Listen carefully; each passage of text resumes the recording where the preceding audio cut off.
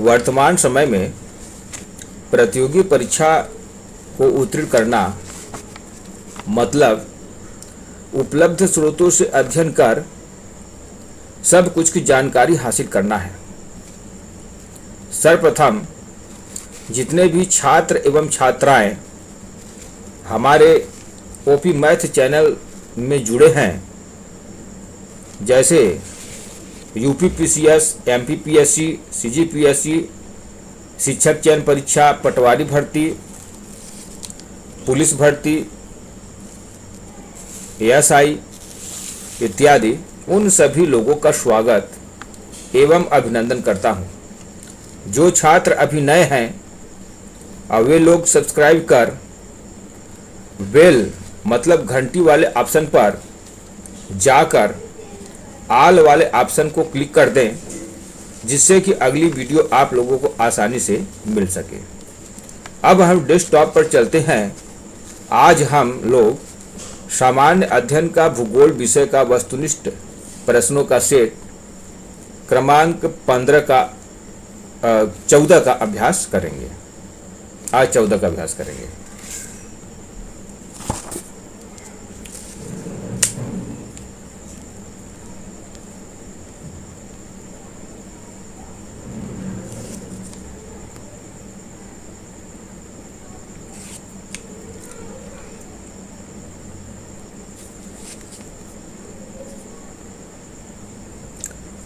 यहाँ प्रश्न है, किस भौगोलिक विचारक द्वारा सभ्यता एवं रेल मार्ग संकल्पना का प्रतिपादन किया गया है?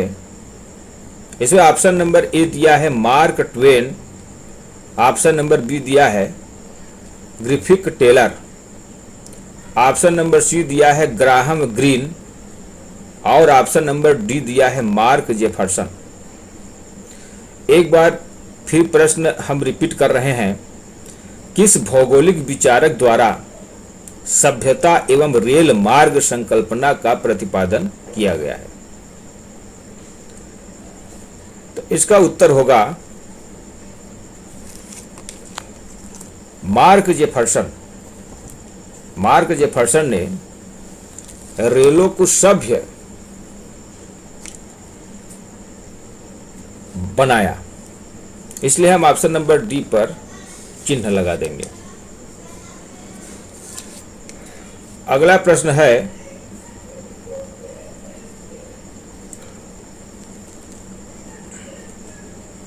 भारत की महत्वपूर्ण नदी घाटी योजनाओं में ब्यास योजना पंजाब, हरियाणा तथा राजस्थान सरकारों की संयुक्त योजना है। चंबल योजना राजस्थान तथा मध्य प्रदेश सरकारों की संयुक्त योजना है। तुंगभद्रा परियोजना में कौन से राज्य सम्मिलित हैं? यहाँ ऑप्शन नंबर ए दिया है आंध्र प्रदेश तथा कर्नाटक, ऑप्शन नंबर बी दिया है केरल तथा तमिलनाडु, ऑप्शन नंबर सी दिया है उत्तर प्रदेश तथा बिहार और ऑप्शन नंबर डी दिया है पश्चिम बंगाल तथा उड़ीसा। एक बार फिर प्रश्न हम रिपीट कर रहे हैं, भारत की महत्वपूर्ण नदी घाटी योजनाओं में ब्यास योजना पंजाब, हरियाणा तथा राजस्थान सरकारों की संयुक्त योजना है।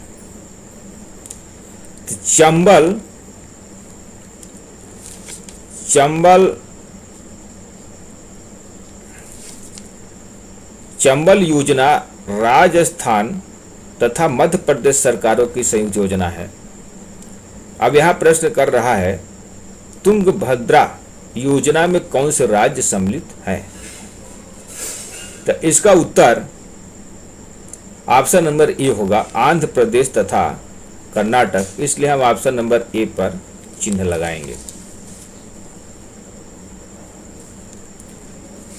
अगला प्रश्न है,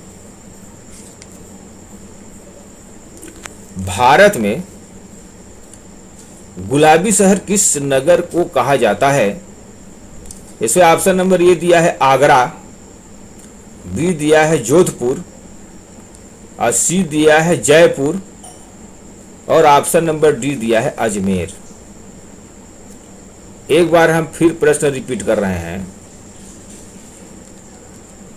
भारत में गुलाबी शहर किस नगर को कहा जाता है?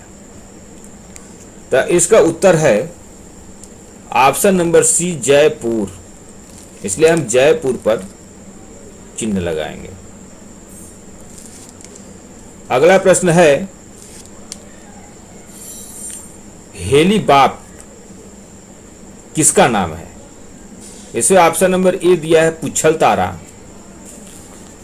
और बी दिया है कार्टून चित्र, और सी दिया है अंतरराष्ट्रीय कंपनी, और डी दिया है एक खिलौना। एक बार फिर प्रश्न हम रिपीट कर रहे हैं, हेलीबाप किसका नाम है? तो इसका उत्तर होगा ऑप्शन नंबर ए पुच्छल तारा।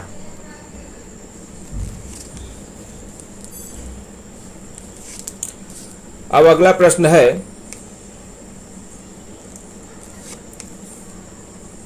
भारत में सबसे लंबा बांध है?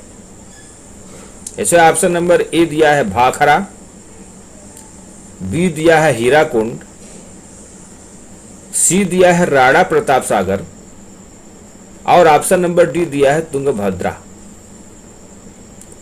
एक बार फिर प्रश्न हम रिपीट कर रहे हैं, भारत में सबसे लंबा बांध है? तो इसका ऑप्शन नंबर बी होगा हीराकुंड। यह हीराकुंड यह उड़ीसा में महानदी पर बनाया गया है।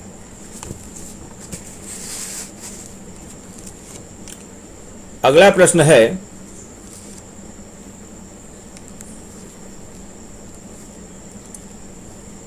राजस्थान स्थित माउंट आबू प्रसिद्ध है?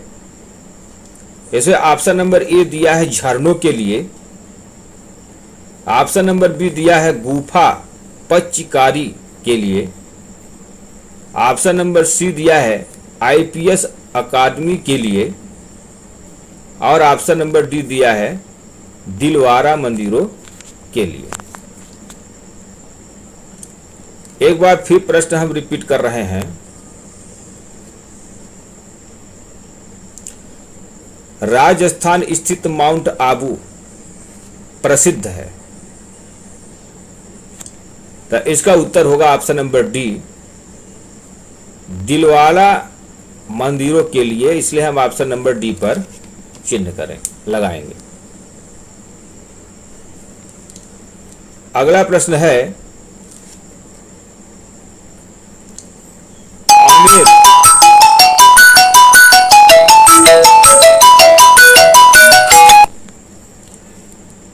आमेर महल स्थित है? इसमें ऑप्शन नंबर ए दिया है जयपुर में, ऑप्शन नंबर बी दिया है आगरा में, और ऑप्शन नंबर सी दिया है उदयपुर में, और ऑप्शन नंबर डी दिया है जोधपुर में। एक बार फिर प्रश्न हम रिपीट कर रहे हैं, आमेर महल स्थित है? तो इसका उत्तर होगा जयपुर में, ऑप्शन नंबर ए जयपुर में। अगला प्रश्न है,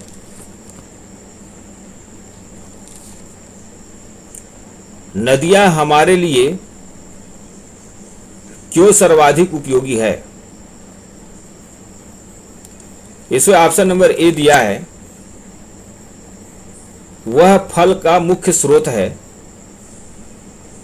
ऑप्शन नंबर बी दिया है वह आवागमन का साधन है, ऑप्शन नंबर सी दिया है वह पीने का पानी उपलब्ध कराती है, और ऑप्शन नंबर डी दिया है वह मछलियां उपलब्ध कराती है।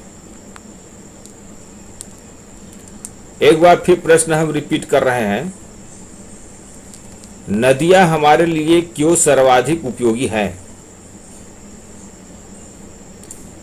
तो इस ऑप्शन के मुताबिक यहां कह रहा है सर्वाधिक उपयोगी है,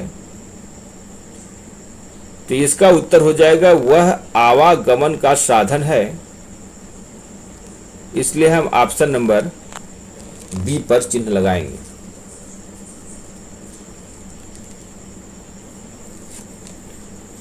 अगला प्रश्न है, भारत में मुख्य तौर पर 4 प्रकार की मिट्टियां पाई जाती हैं। एलुवियल मिट्टी, काली मिट्टी, लाल मिट्टी और लैटराइट मिट्टी। काली मिट्टी किस फसल के लिए सर्वाधिक उपयुक्त है? इसे ऑप्शन नंबर ए दिया है चावल, ऑप्शन नंबर बी दिया है मक्का,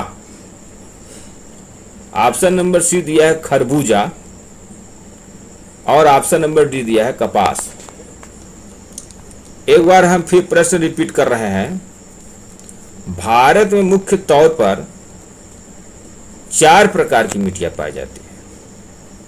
इसे पहला है एलुवियल मिट्टी, काली मिट्टी, लाल मिट्टी और लेटराइट मिट्टी।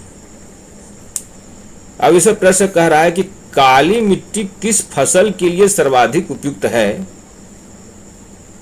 तो इसका उत्तर होगा ऑप्शन नंबर डी, कपास के लिए।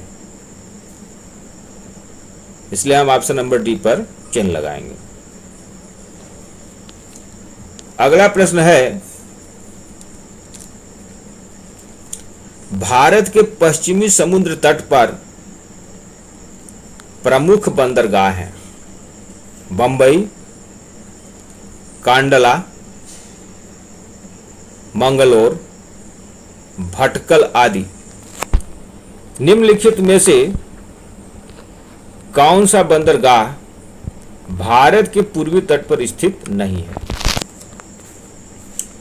इसे ऑप्शन नंबर ए दिया है पारादीप, ऑप्शन नंबर बी दिया है विशाखापट्टनम, ऑप्शन नंबर सी दिया है भावनगर और ऑप्शन नंबर डी दिया है कलकत्ता।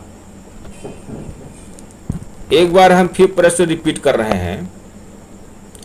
भारत के पश्चिमी समुद्र तट पर प्रमुख बंदरगाह है। यहां पर कह रहा है पश्चिमी समुद्र तट पर प्रमुख बंदरगाह है बंबई, कांडला, मंगलोर, भटकल। अब इसमें से पूछ रहा है कि निम्नलिखित में से कौन सा बंदरगाह भारत के पूर्वी तट पर स्थित नहीं है? तो इसमें पारादीप जो है यह तो पूर्वी तट पर ही है, विशाखापट्टनम भी है, कलकत्ता भी है पूर्वी तट पे। ये भावनगर जो है गुजरात के पास है, तो इसलिए हम इसमें भावनगर में चिन्ह लगाएंगे ऑप्शन नंबर सी पर। अगला प्रश्न है,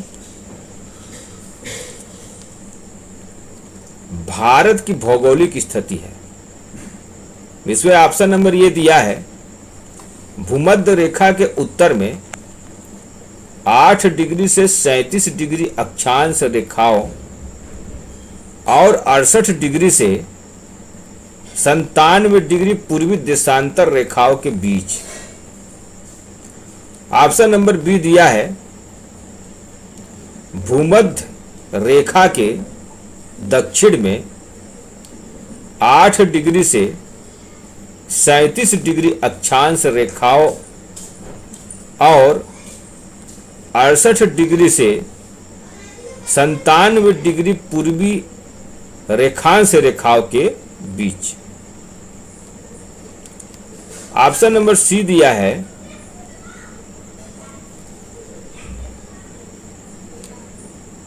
भूमध्य रेखा के पश्चिम में 10 डिग्री से 49 डिग्री पश्चिमी रेखांश रेखाओं और 13 डिग्री से 45 डिग्री अक्षांश रेखाओं के बीच। ऑप्शन नंबर डी दिया है भूमध्य रेखा के उत्तर में 11 डिग्री से 41 डिग्री अक्षांश रेखाओं अब 72 डिग्री से 96 डिग्री पूर्वी रेखांश रेखाओं के बीच। तो एक बार फिर हम प्रश्न रिपीट कर रहे हैं। यहां प्रश्न कह रहा है कि भारत की भौगोलिक स्थिति है, तो इसका उत्तर होगा भूमध्य रेखा के उत्तर में 8 डिग्री से 37 डिग्री अक्षांश रेखाओं और 68 डिग्री से 97 डिग्री पूर्वी देशांतर रेखाओं के बीच। इसलिए हम ऑप्शन नंबर ए पर चिन्ह लगाएंगे।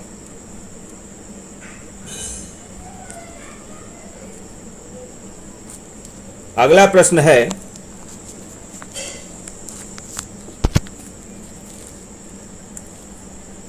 पाटजोल क्या है? इसे ऑप्शन नंबर ए दिया है कोणधारी वन प्रदेशों में मिलने वाली मिट्टी, और ऑप्शन नंबर बी दिया है शुष्क प्रदेशों की मिट्टी, और ऑप्शन नंबर सी दिया है अत्यधिक उर्वर जलोढ़ मिट्टी, और ऑप्शन नंबर डी दिया है वह मिट्टी जिसकी सतह काफी उर्वर होती है। तो हम एक बार फिर प्रश्न रिपीट कर रहे हैं।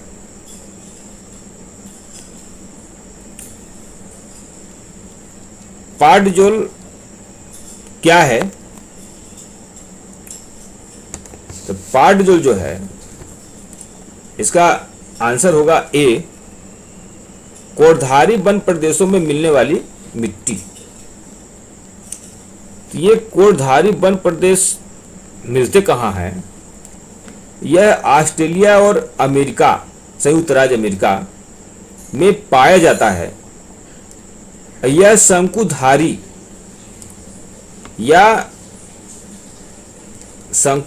या उद्भिज जंगलों में विशिष्ट मिट्टी है, जिसे हम पाटजोल के नाम से जानते हैं। अगला प्रश्न है, बेलाडीला से प्राप्त होने वाला लौह अयस्क किस बंदरगाह से निर्यात किया जाता है? इसे ऑप्शन नंबर ए दिया है पारादीप, ऑप्शन नंबर बी दिया है विशाखापत्तनम, और ऑप्शन नंबर सी दिया है कलकत्ता, और ऑप्शन नंबर डी दिया है मद्रास।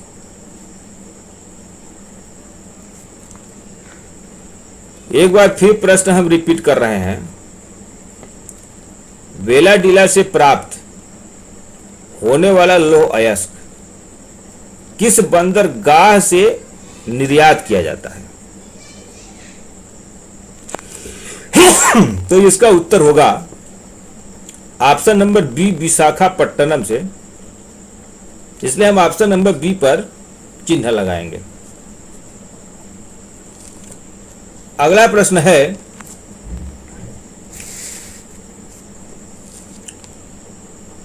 पूर्वी घाट एवं पश्चिमी घाट पर्वत श्रेणियों का सम्मिलन स्थल कौन सा है?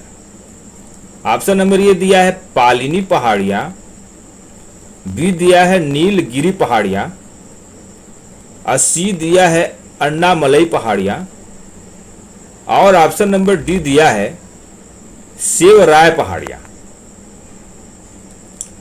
एक बार फिर प्रश्न हम रिपीट कर रहे हैं।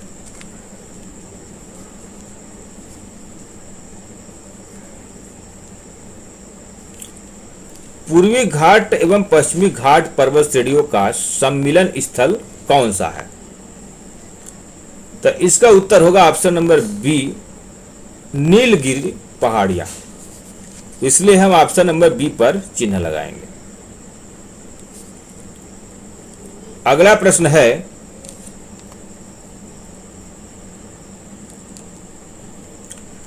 निम्न में से कौन सा नगर बिग एप्पल के नाम से जाना जाता है?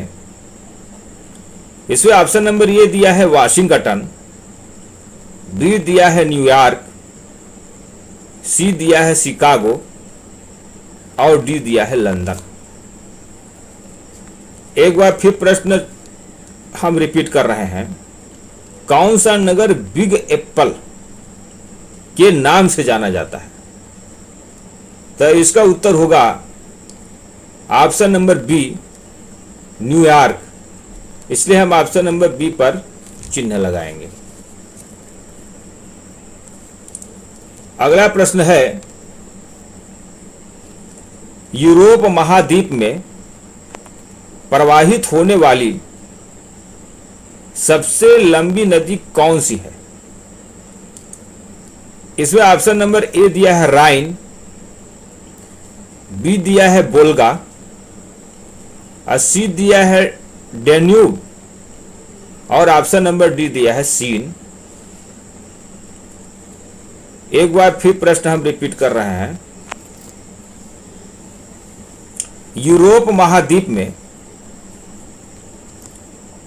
प्रवाहित होने वाली सबसे लंबी नदी कौन सी है? तो इसका उत्तर होगा वोल्गा, ऑप्शन नंबर बी। इसलिए हम ऑप्शन नंबर बी पर चिन्ह लगाएंगे। अगला प्रश्न है,